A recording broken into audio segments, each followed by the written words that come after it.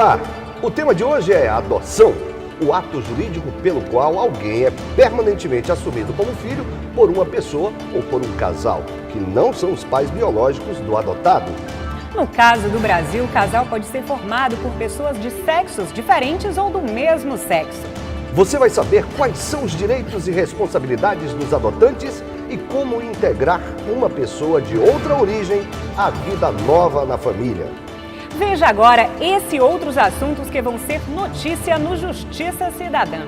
Os dados do Conselho Nacional de Justiça sobre o número de crianças e adolescentes para adoção no país. E quantas pessoas foram de fato adotadas nos últimos 10 anos.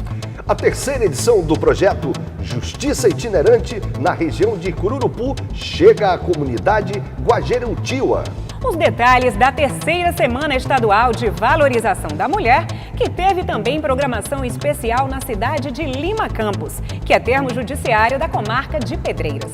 O termo de cooperação assinado pelo Poder Judiciário e Governo do Estado para viabilizar a destinação correta de objetos apreendidos em investigações policiais e processos criminais. Aqui no estúdio, quem vai explicar como funciona o Cadastro Nacional de Adoção, as dificuldades, as campanhas e as competências da Primeira Vara da Infância e Juventude de São Luís é o juiz titular da unidade, José Américo Abreu Costa.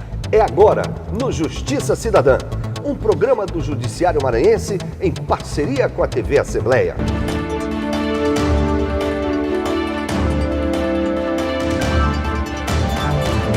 Na imensa maioria dos países, o filho adotado tem os mesmos direitos de um filho biológico. O Brasil é um desses países que não admitem a possibilidade de adoção restrita. Segundo dados divulgados pelo Conselho Nacional de Justiça, em 5 de maio deste ano, dia da adoção, existem atualmente 8.700 crianças e adolescentes para adoção no Brasil e 43.600 pretendentes a adotantes.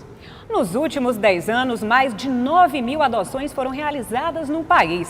E para falar sobre adoção e outros assuntos, hoje o nosso convidado é o juiz titular da Primeira Vara da Infância e Juventude de São Luís, José Américo Abreu Costa. Seja muito bem-vindo ao nosso programa, doutor Américo. Eu que agradeço o convite, é sempre uma honra, uma satisfação estar aqui com os colegas da imprensa, à disposição para esclarecer o trabalho da Vara da Infância. Tá ótimo. E para começar a nossa entrevista, doutor Américo, por favor, explique para a gente, explique para o público quais as principais competências da Primeira Vara da Infância e Juventude.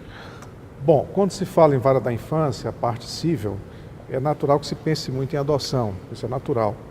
Mas a nossa competência é muito ampla, nós tratamos além das adoções nacionais e internacionais, nós cuidamos da parte de proteção de crianças e adolescentes, medidas protetivas, as ações constitucionais que envolvem direitos da criança e do adolescente, como o acesso à saúde, ao lazer, ao desporto, enfim.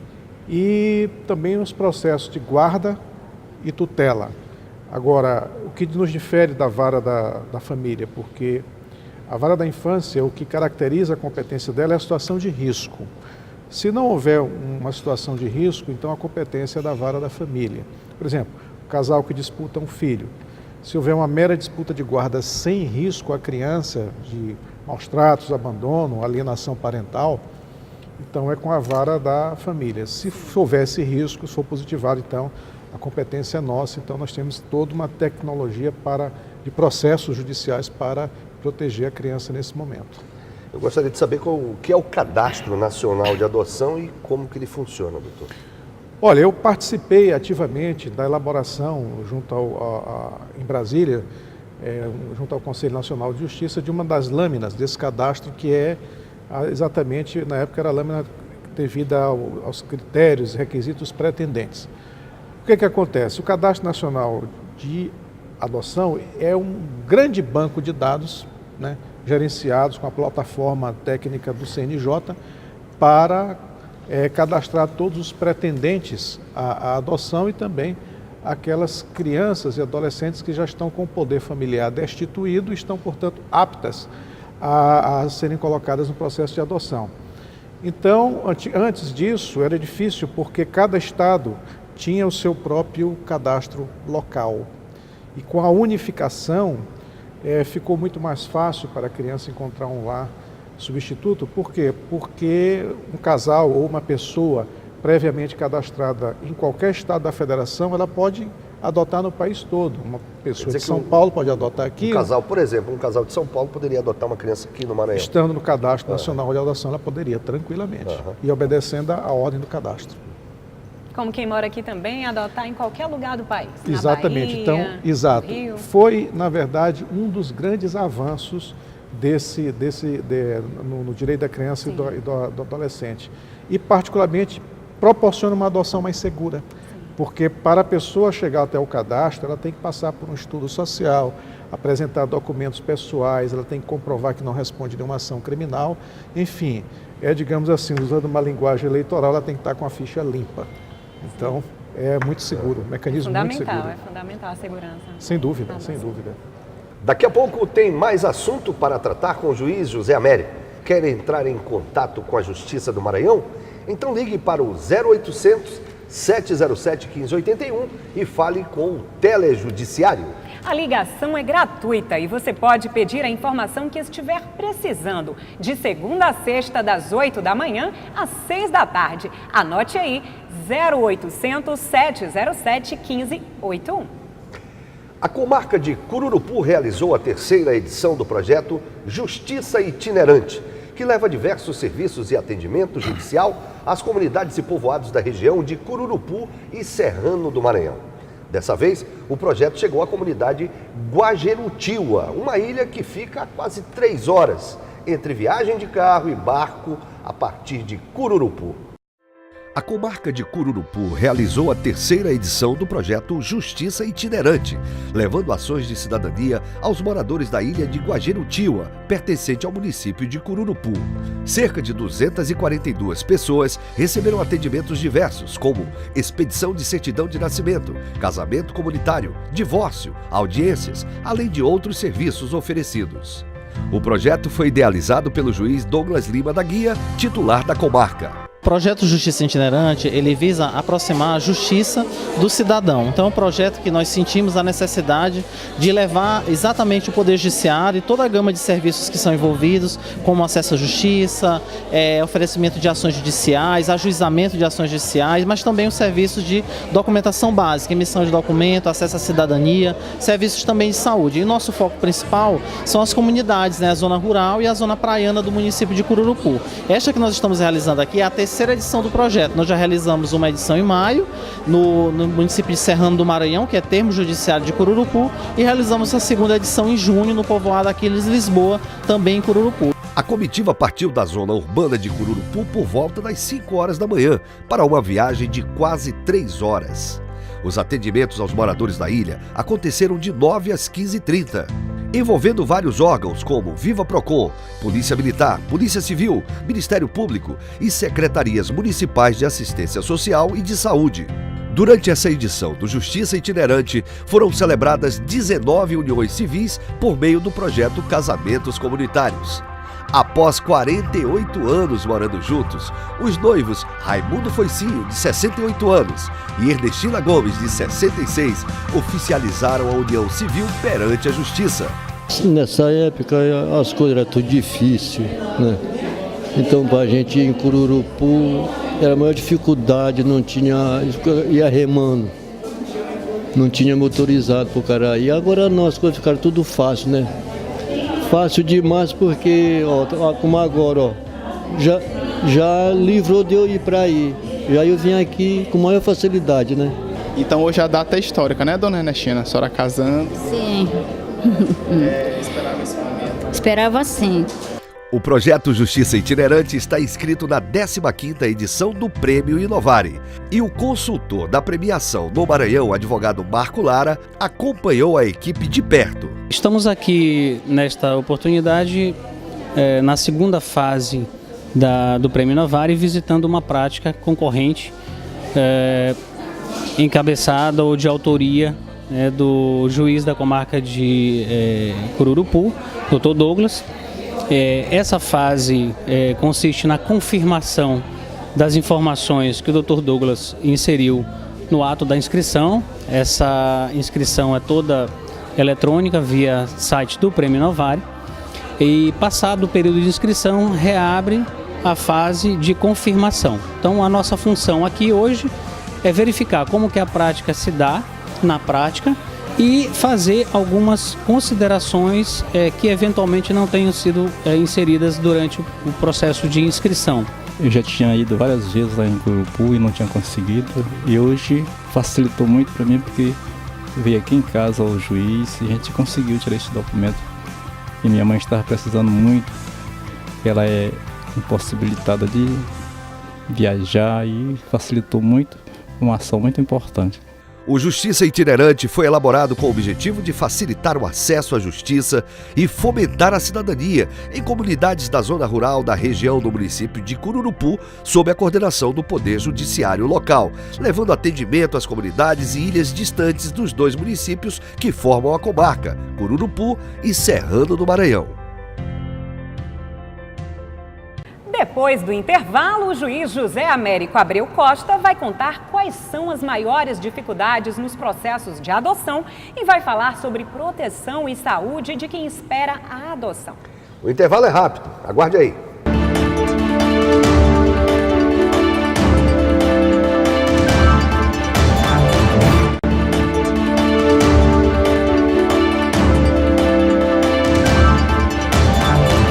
Justiça Cidadã, uma produção do Judiciário Maranhense em parceria com a TV Assembleia, está de volta.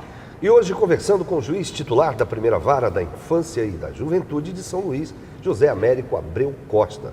Doutor Américo, quanto às demandas de proteção, quais são os casos mais corriqueiros? Bom, toda a estrutura, o trabalho da vara da infância é um trabalho de proteção. Nosso norte é o que está lá no artigo 1º do ECA, né? A questão da proteção integral, o superior interesse da criança, o que está também no artigo 227 da Constituição Federal, que todos são obrigados a esse trabalho, essa missão constitucional de proteção. Então, os casos mais corriqueiros que nós encontramos são as notícias de maus tratos, abusos sexuais, infelizmente acontece esse tipo de notícia. Crianças que estão numa situação de abandono ou de cuidados deficientes pelos pais. Então, como é que funciona? Primeiramente, é acionada a rede de proteção mais imediata, que são os conselhos tutelares, porque estão fisicamente mais próximos do local onde está acontecendo a suposta situação de abuso ou de maus tratos.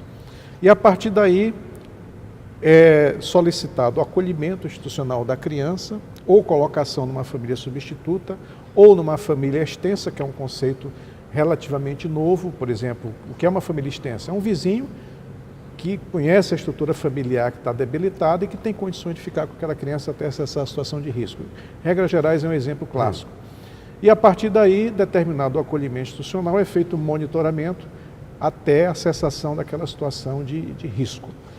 E fora isso, nós trabalhamos também diretamente nos eventos das festas culturais próprias do Maranhão, Carnaval, São João, shows, né, quando tem shows por aqui, e nós temos portarias que regulamentam a permanência e entrada de crianças e adolescentes nesses eventos.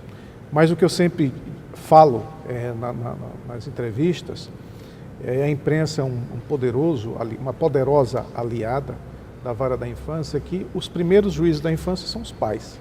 O primeiro trabalho de proteção começa na família. Nós só entramos quando a família falha.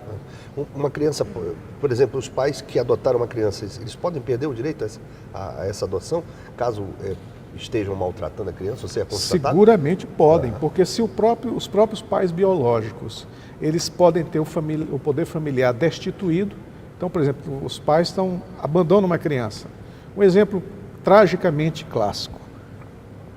O pai faz uso de substância psicoativa ilícita, a mãe também, a criança fica sozinha, acaba numa situação de abandono, maus tratos. Então, são os casos mais comuns. Eles podem perder o poder familiar. O caso do pai adotante, da mãe adotante, evidentemente que a adoção, enquanto processo judicial, no primeiro momento, quanto ao direito de adoção, é irrevogável. Para dar uma garantia à criança, porque senão ficaria fácil. Eu adoto hoje, amanhã não quero mais. Mas se houver comprovadamente maus tratos, o mesmo poder, a mesma ação de destituição de poder familiar, que pode ser acionada contra os pais biológicos, pode ser acionada contra os pais adotivos. A responsabilidade é a mesma, tanto é que ao adotar, a criança passa a ter os mesmos direitos que os filhos biológicos para fins hereditários, salvo os impedimentos legais. Então, é um processo muito sério, uma decisão muito séria, e por isso é que a gente trabalha através dos grupos de apoio à adoção esses pretendentes, para prepará-los, tirar as dúvidas, desconstruir eventuais preconceitos. Então é muito importante esse suporte que a Vara da Infância dá quanto aos grupos de apoio à adoção, que a gente realiza essas reuniões semestralmente. Certo. E, doutor Américo, quais são as principais dificuldades em relação ao processo de adoção no Brasil? E quanto tempo dura mais ou menos um processo? Bom, nós temos algumas modalidades de adoção. Vamos supor um caso bem emblemático. Uma criança tem um poder familiar destituído, ela está abrigada, né, os pais não têm condição por diversos motivos, de exercer a paternidade, a maternidade. Ela é colocada para adoção. Uma vez destituído o poder familiar, esse processo de adoção, se não tiver nenhuma intercorrência, nenhuma impugnação, dura de 30 a 40 dias. A maior dificuldade é quando primeiro tem que ser feita a destituição de poder familiar para depois a criança ser colocada para adoção. Porque, veja bem, se os pais estão maltratando, uma hipótese, então tem que ser ajuizada uma ação chamada ação de destituição de poder familiar. Essa ação ela não pode ser tão rápida, porque você tirar a paternidade, a maternidade civil de uma criança ou de uma pessoa é uma medida extrema. Então a gente tem que ver com muito cuidado e tem que esgotar todos os meios possíveis de reinserir aquela criança no ambiente familiar biológico. Se não for possível, então, infelizmente, tem que ser colocada em adoção. Mas o primeiro passo é exatamente tentar manter a criança na família biológica. Se não for possível, então, parte para a adoção. E também com o preparo de toda uma equipe, não é? Multidisciplinar, com psicólogos, assistentes. Nós temos uma equipe exemplarmente preparada para isso. Nós temos, inclusive, hoje, antes de vir a entrevista, nós tivemos várias reuniões. Nós nos reunimos, fazemos reavaliação de trabalhos com muita frequência, uma equipe muito preparada, muito unida. Graças a Deus, nós temos um objetivo comum, que é a proteção das crianças e dos adolescentes. Quanto às dificuldades, ainda existe no país, Amanda, muito a questão do preconceito. Então, isso a gente tenta desconstruir com campanhas, com iniciativas, mas infelizmente, a partir de determinada faixa etária, quando a criança já vai atingindo a fase da adolescência, por incrível que pareça, são os candidatos à adoção internacional que demonstram maior interesse por esses adolescentes ou crianças já um pouco crescidas. Então, nós não temos um grande número de adoção internacional no Maranhão. Depois que eu retomei o exercício na Vara da Infância, tivemos apenas uma. E antes, com a doutora Alice, que me substituiu lá, parece que também só teve uma adoção. Isso, por um lado, é bom, porque nós constatamos que as pessoas no Brasil, os nossos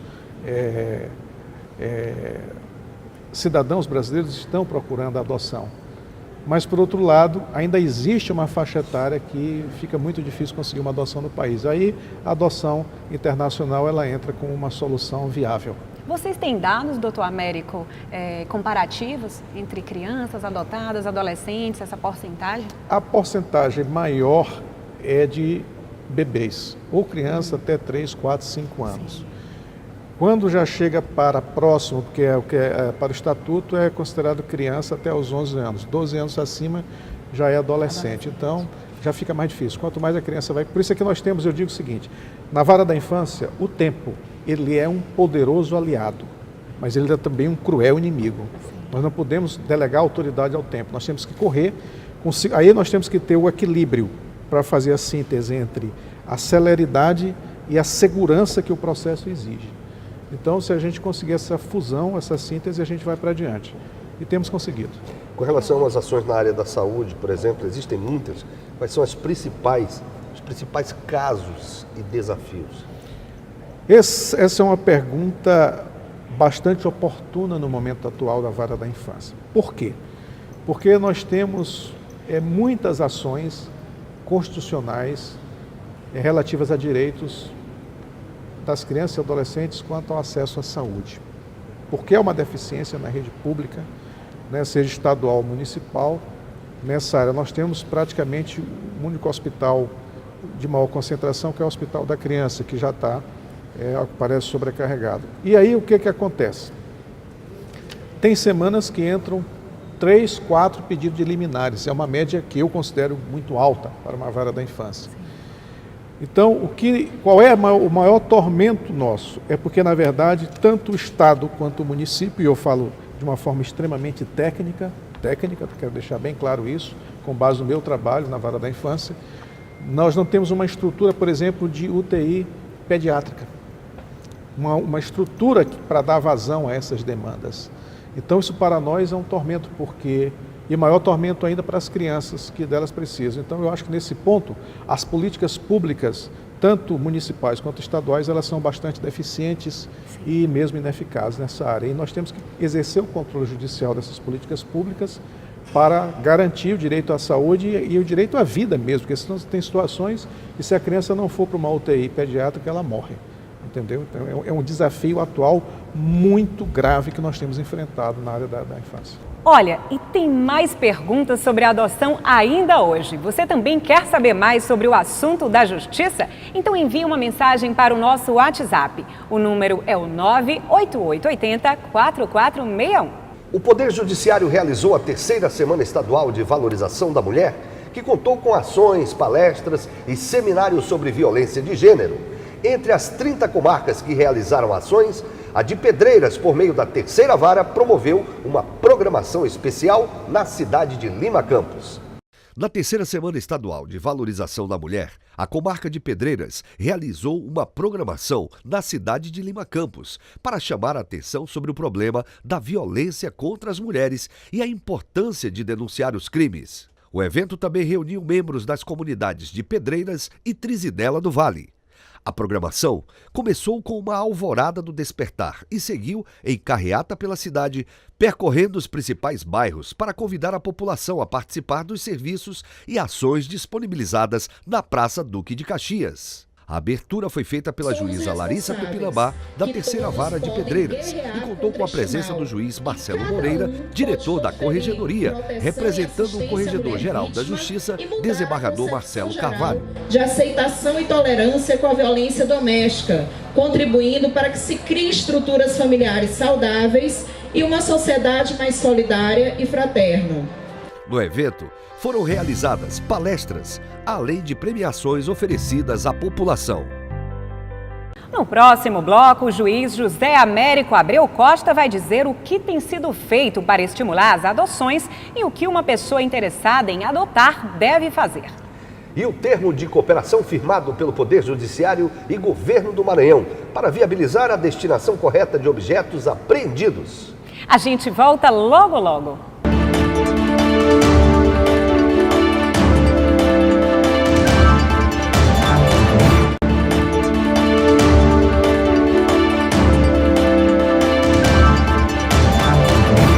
Justiça Cidadã está de volta. O programa, produzido pelo Judiciário Maranhense, em parceria com a TV Assembleia, está conversando com o juiz José Américo Abreu Costa, titular da 1ª Vara da Infância e da Juventude de São Luís.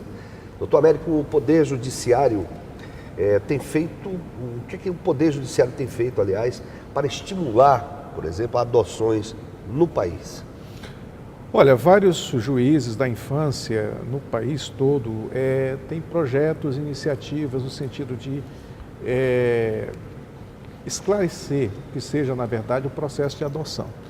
E, como eu falei ainda há pouco, desconstruir certos preconceitos.